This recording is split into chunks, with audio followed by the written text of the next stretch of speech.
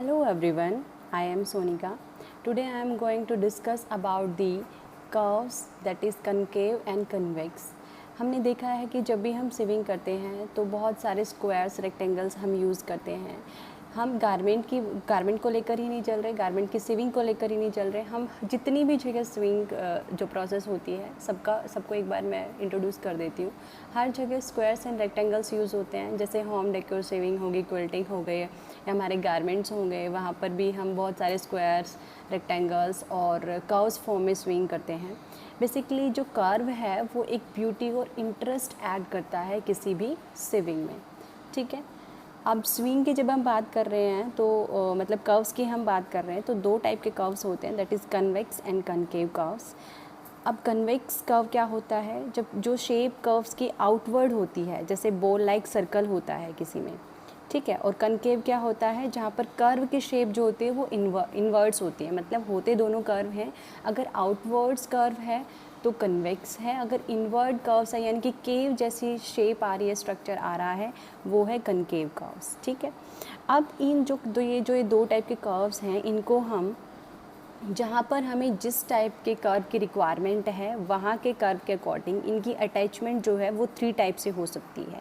यानी कि कहीं कहीं पर रिक्वायरमेंट होती है कि हमें 2 कनकेव्स कर्व को एक साथ ज्वाइन करना होता है, कहीं पर रिक्वायरमेंट होती है हमें 2 कन्वेक्स को एक साथ ज्वाइन करना होता है, कहीं पर रिक्वायरमेंट होती है कि हमारा अपोजिंग जो कर्व्स हैं वो हमें ज्वाइन करने होते हैं, that is concave and convex. तो 3 वेज हो गए किसी भी स्विंग में कर्व्स को अटैच करने के, that is 2 concave curves to each other, second one is 2 convex curve to each other and 1 concave and 1 convex with each other, ठीक है। आप किसी भी परफेक्ट सेविंग के लिए हमें जो ये डिफरेंट कर्व्स हम यूज़ करते हैं सेविंग में, तो हमें 4 बातें इंपॉर्टेंट होती है जो हमें ध्यान में रखकर करनी होती है किसी भी कर्व की शेप को करेक्ट फॉर्म में लाने के लिए, ठीक है।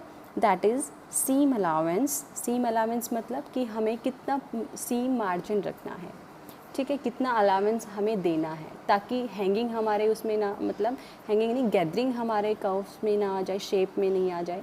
तो हमें एक बेसिकली हम 1/4 इंच यानी कि 6 mm हम सीम अलावेंसेस लेते हैं, जो कि एक परफेक्ट शेप लाने के लिए बेस्ट होता है। Second one is adjustment of stitch length. अगर हमें परफेक्ट शेप चाहिए अपने कर्व की, एक्यूरेट कर्व चाहिए, यूनिफॉर्मिटी चाहिए अपने कर्व में, तो उस केस में हम स्टिच लेंथ जो है वो कम ही रखते हैं, दैट इज़ अप्रोक्सीमेटली 2.0 होता है। और इसकी जो रेंज होती है वो 2.0 टू 2.5 हम रखते हैं।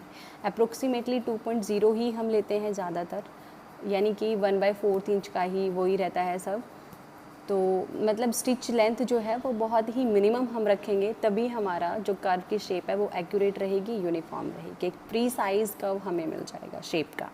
And third one is pinning. Pinning मतलब जब हम कोई भी स्टिचिंग करते हैं तो स्टिचिंग करने से पहले यानी कि सीम अप्लाई करने से पहले सीम अलावेंस को हम मार्क कर लेते हैं, आफ्टरवर्ड्स हम उसमें पिनिंग करते हैं वर्टिकली फैब्रिक के अंदर। 2 पीसेस ऑफ फैब्रिक के अंदर हम क्या करते हैं, पिनिंग करते हैं, क्योंकि अगर हम डायरेक्टली सिविंग करेंगे तो जो हमारा कर्व है वो एग्जैक्टली शेप नहीं आ पाएगा, तो हम पिनिंग कर लेते हैं ताकि एक हम शेप लाकर उसमें पिनिंग करने के बाद स्विंग उसमें आराम से हो जाती है फिर, ठीक है। तो पिनिंग भी एक परफेक्ट शेप के लिए, जहाँ हमें टाइटली पैक्ड कर्व जहाँ पर हमें चाहिए वहाँ पर हम पिनिंग की जो डिस्टेंस है वो कम रखते हैं, यानी कि 1/4 इंचज़ के डिफरेंस पे हम पिनिंग कर देते हैं, ठीक है।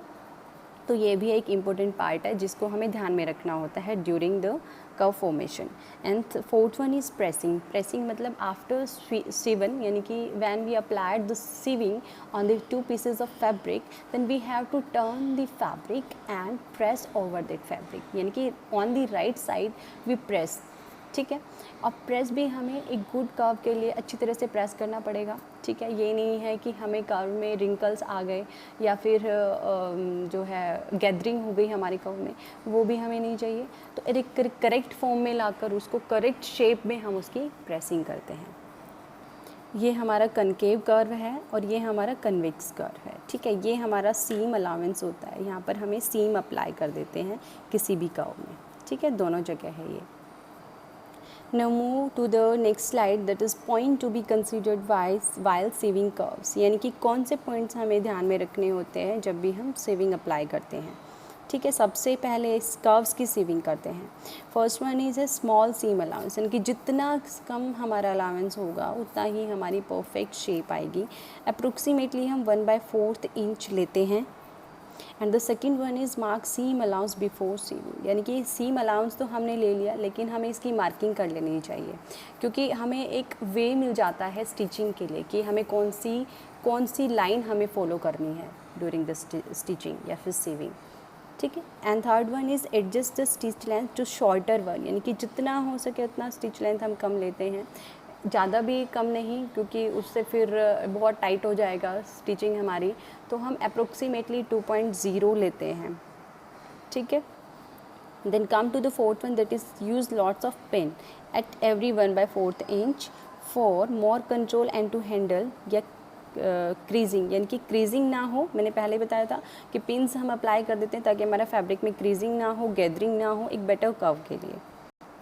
फिफ्थ वन इज सीव स्लो, मतलब अगर हम डिजिटल मशीन यूज़ कर रहे हैं तो जितना हम स्लोली स्पीड रखेंगे, स्लो स्पीड रखेंगे, तो उतना ही हमारा कर्व की शेप जो है वो बेटर आएगी। ठीक है। जब हम स्मॉल कर्व्स की स्टिचिंग करते हैं जो कि बहुत टाइट है, तो वहाँ पर हमें मशीन को स्लो स्पीड में रखना पड़ेगा। ठीक है। और जहाँ पर सीव करना भी हार्ड है या टाइटली सीव करना है, स्मॉलर कर्व्स हैं, तो वहाँ पर हमें स्लो स्पीड रखनी पड़ेगी। देन सिक्स्थ वन इज कि हमें ये भी ध्यान रखना है कि जब हम स्विंग कर रहे हैं तो हमारी जो क्रीज़ ना है हमारी निडल के नीचे। ठीक है। अगर क्रीजिंग आएगी तो निडल तो उसको ही सेव कर देगी, तो ये ध्यान से हमें रखना है। जो फुट है उसको लिफ्ट करके और फैब्रिक को स्मूथ आउट करना है जब भी हमें लगता है कि फैब्रिक में क्रीजिंग हो गई है, यानी कि हमें we have to make sure no crease is caught in the needle.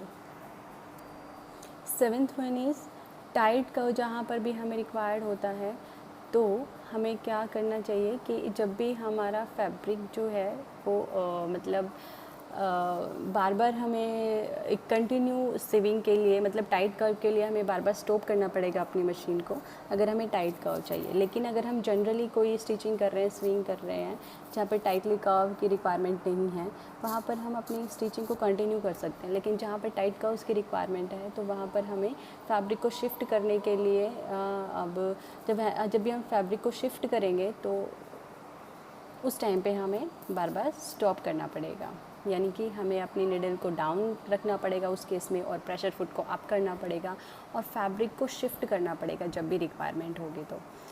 ठीक है। And afterwards we can lower the foot and continue the sewing. And eighth one is press well but use the right motion. ठीक है। One important point is कि clip and note seam allowance when needed. 7th point स्किप हो गया था। Clip और notches जो हैं वो हमें कई बार जो कन्वेक्स जब हम कर्व्स की स्टिचिंग करते हैं उस केस में हमें नोचेस करने होते हैं सीम अलाउंसेस में, ताकि शेप हमारी कर्व्स की जो है वो बेटर आ जाए और एक एक्यूरेट और प्रीसाइज कर्व हमें मिल जाए। ठीक है। बेसिकली हम ये कन्वेक्स में ही करते हैं ज़्यादातर। देन क्या है, press well but use the right motion, मतलब ये नहीं है कि हम प्रेसिंग कर रहे हैं, आयरनिंग कर रहे हैं और पुश कर रहे हैं आयरन को रॉन्ग साइड में, जिससे हमारा फैब्रिक स्ट्रेच हो जा रहा है। इस चीज़ को भी हमें अवॉइड करना है। ठीक है। यानी कि एक करेक्ट मोशन में हमें प्रेसिंग करनी है।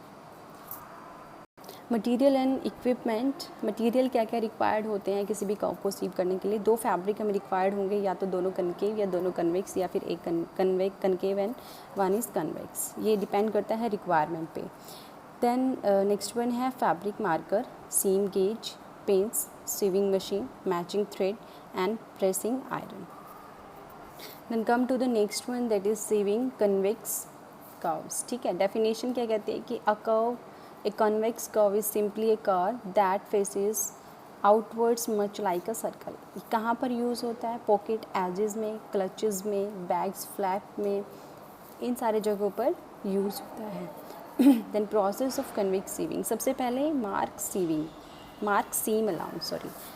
सीम, यानी कि यहाँ पर जैसे हमने फैब्रिक लिया है तो यहाँ पर सीम अलाउंसेस हम मार्क कर लेते हैं चारों तरफ इसके, और ये क्या है, हमारा कन्वेक्स होता है, कन्वेक्स कर्व होता है। देन क्या करते हैं हम, सीम अलाउंस जो है वो हम किसी भी रिमूवेबल पैन से या फिर टेलर चौक से दे सकते हैं। ठीक है, किस लिए किया जाता है, ताकि हमारी जो स्विंग है उस पर कुछ मिल जाए फॉलो, एक लाइन मिल जाए फॉलो करने के लिए जब हम स्विंग करते हैं, और ये एक्यूरेसी को भी इंक्रीज़ करता है। ठीक है, अगर हम लाइन नहीं होगी हमारे पास तो हमें कर्व सीम लाइन देने में थोड़ी प्रॉब्लम आएगी, तो इसलिए हम क्या कर लेते हैं, पहले सीम अलाउंसेस को मार्क कर लेते हैं। उसके बाद क्या करते हैं, पिंस हम वर्टिकली प्लेस कर देते हैं एजेस पर, ताकि मिनिमम इंटरफेरेंसेस हो। ठीक है, देन उसके बाद सेकंड है हमारा सेकंड स्टेप सीविंग कर्व्स। अब हमने पिन्स लगाने के बाद हम क्या करेंगे, कर्व्स की सीविंग कर देंगे सीम अलाउंसेस के ऊपर। और जो इसकी जो स्टिच लेंथ है वो मिनिमम रखनी चाहिए हमें, जो मैंने पहले बताया था 2.0 to 2.5 के अप्रोक्सीमेटली होती है। और स्टिचिंग जो है हमें स्लोली और जेंटली करनी चाहिए, और फैब्रिक को जो है गाइड करना चाहिए during the sewing with the help of finger tips. ठीक है, अब फॉर जेंटल सीविंग के लिए जो we can stitch in one motion without stopping the machine, but for tight curves we need to stop with the needle down in the fabric, lift the pressure foot, pivot the fabric and start stitching again. Make multiple small adjustment, यानी कि हमें छोटे छोटे small adjustment करने पड़ेंगे rather कि हम एक बड़ा एडजस्टमेंट करें स्मूथ कर्व के लिए। ठीक है, इससे क्या होता है कि हमारा फैब्रिक में जो है रिंकल्स नहीं आते। ठीक है, और एक स्मूथ हमें कर्व मिल जाता है। ये स्टेप्स सब मैंने यहाँ पर लिखे हुए हैं। सीविंग कर्व, सी मिनिमम लेंथ हम रखते हैं, क्लिपिंग, देन हम कर्व्स की सीविंग के बाद क्लिपिंग करते हैं। ठीक है, कन्वेक्स के लिए हम बेसिकली नोचेस कट करते हैं।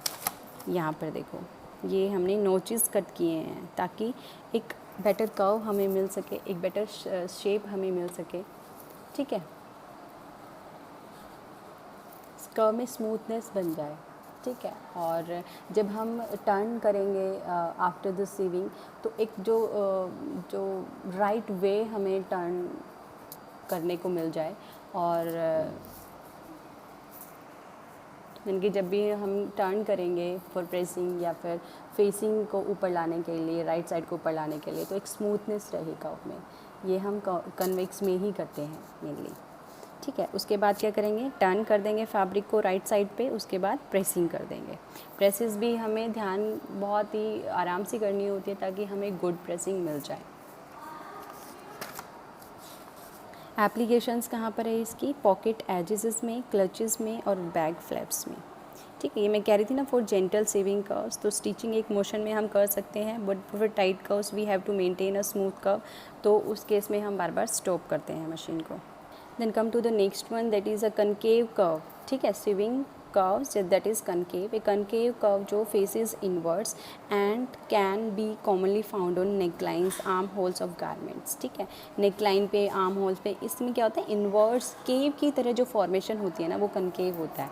cave कहाँ होता है, inner side पे बना होता है, यानी कि inwards होता है उसका सर्कल। ठीक है, इनवर्स जो है रहता है ये। अब कनकेव में जो हेमिंग है, हेमिंग जस्ट मैं फॉर नॉलेज बता रही हूँ कि कनकेव की जो हेमिंग है वो बहुत 3 तरीके से हम कर सकते हैं। या तो हम डबल टर्न कर सकते हैं हेमिंग के लिए, या हम सिंगल टर्न कर सकते हैं, या फिर हम बायस टेप का यूज़ करके उसकी हेमिंग कर सकते हैं। Then process of concave curve sewing, first step है मार्क सीम, वही है, सेम है बिल्कुल। इसमें बस थोड़ा ये है कि जब हम स्टिचिंग के लिए जो नोचेस हम कन्वेक्स में कट कर रहे थे, यहाँ पर हम सीधा छोटा छोटा कट लगा सकते हैं, स्निप्स कर सकते हैं, लिटिल स्निप्स। ठीक है, सेम प्रोसेस है, सेम अलाउंस मार्क करना है। देन प्लेस पिन्स हमें वर्टिकली करनी है। देन हमें कर्व्स को सेव करना है स्मॉल स्टिच लेंथ लेकर ही। जस्ट बिफोर स्टिचिंग लाइन के लिए हम क्या करते हैं, लिटिल स्निप्स दे देते हैं और टर्न कर देते हैं, जैसे ये मैंने दिखा रखा है। ये क्या है, कनकेव है, और इसमें हमने सीविंग कर दी, तो हमने यहाँ पर छोटे छोटे कट लगा रखे हैं ये सीम अलाउंसेस में। उसके बाद हम टर्न कर लेते हैं फैब्रिक को और आराम से फिर सब मतलब प्रेस कर लेते हैं, एक अच्छी प्रेस दे देते हैं ताकि हमें एक परफेक्ट शेप मिल जाए। एप्लीकेशंस क्या है इसकी, नेकलाइन पे बेसिकली यूज़ होता है, आर्म होल्स पे यूज़ होता है, waste band of skirts etcetera, यानी कि जहाँ पर भी शेप जो हमारी कनकेव की तरह होगी वहाँ पर हम ये यूज़ करेंगे concave curves. Then come to the next one, that is opposing. 3 type के कर्व्स होते हैं, मतलब कर्व्स तो 2 ही टाइप के होते हैं, बट स्टिचिंग हम 3 टाइप से कर सकते हैं। तो अपोजिंग कर्व्स की सीविंग को क्या कहते हैं, जहाँ पर कनकेव और कन्वेक्स 2 यानी कि 2 फैब्रिक पीसीज होंगे, जिसमें एक कन्वेक्स होगा, एक कनकेव होगा। ये कहाँ पर यूज़ होते हैं, स्लीव्स को जब हम आर्म होल से जॉइनिंग करते हैं वहाँ पर ये यूज़ होता है, और क्विल्टिंग पैटर्न और गारमेंट्स में जहाँ पर कलर ब्लोड सेगमेंट्स यानी कि गारमेंट्स में हम यूज़ करते हैं।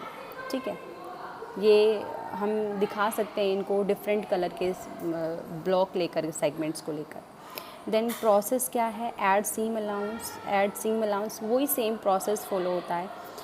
जनरली 1/4 रखते हैं और एक इजी फिट देने के लिए ये यूज़ किया जाता है।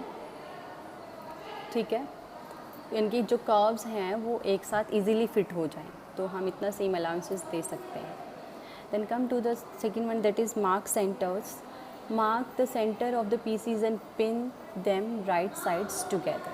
सेंटर मार्क करने के बाद क्या होता है, हमें जो हमारा जो कर्व्स हैं उनकी मैचिंग ठीक से हो जाती है, इसलिए हम सेंटर को मार्क कर लेते हैं। ज़्यादा इसका कुछ यूज़ नहीं है, बस इसलिए कि हमारा करेक्टली जो फैब्रिक की जॉइनिंग हो जाए और मतलब करेक्ट पिनिंग हमारी हो जाए और देन सिविंग हो जाए करेक्टली। देन उसके बाद क्या करते हैं, ईज़ एंड पिन।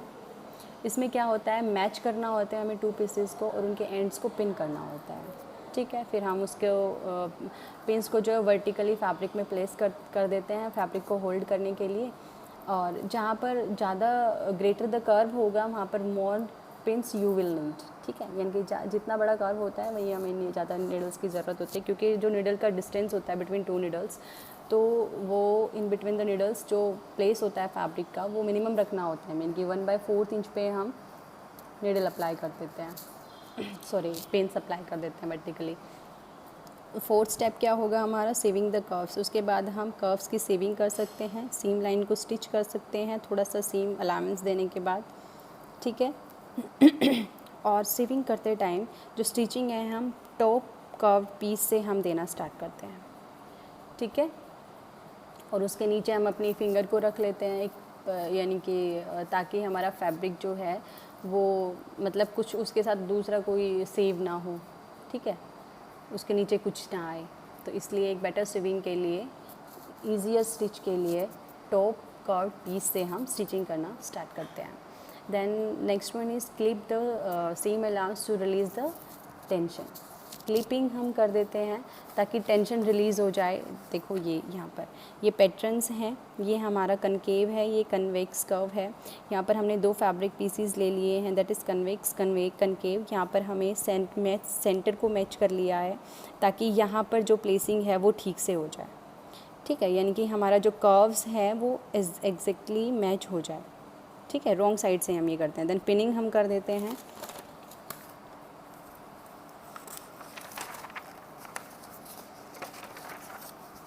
उसके बाद क्या होता है, स्टिच कर दिया हमने और क्लिप कर दिया। क्लिप किस लिए कर दिया, यहाँ छोटे छोटे हम कट्स लगा देते हैं ताकि टेंशन रिलीज़ हो जाए हमारे फैब्रिक की, और हम इजीली जो फैब्रिक को है वो टर्न कर दें, उसकी राइट साइड को अप कर दें। उसके बाद हम उस पर प्रेसिंग कर देते हैं यहाँ पर, तो हमें ऐसा इनकी टर्न अराउंड करके हमें ये वाली शेप मिलेगी, यानी कि करेक्ट शेप हमारी आ जाएगी। ठीक है, एक परफेक्ट शेप के लिए हमें एक चीज़ और ध्यान में रखनी होती है कि जो हमने सीम अलाउंसेस लिए थे दोनों फैब्रिक के, वो हमें प्रेस करने पड़ेंगे एक ही साइड पर। ठीक है, ये मतलब नेचुरली एक ही डायरेक्शन में चले जाते हैं, तो हमें ट्राई भी नहीं करना चाहिए कि हम सीम अलाउंसेस को ओपन करें और उसको प्रेस करें, ये जनरली डिफ़िकल्ट हो जाता है। ठीक है, तो हमें क्या करना है, एक ही डायरेक्शन में दोनों के सीम अलाउंसेस को प्रेस करना है। Thank you, I hope you like the video and you probably maybe it may be helpful for all of you. Thank you so much.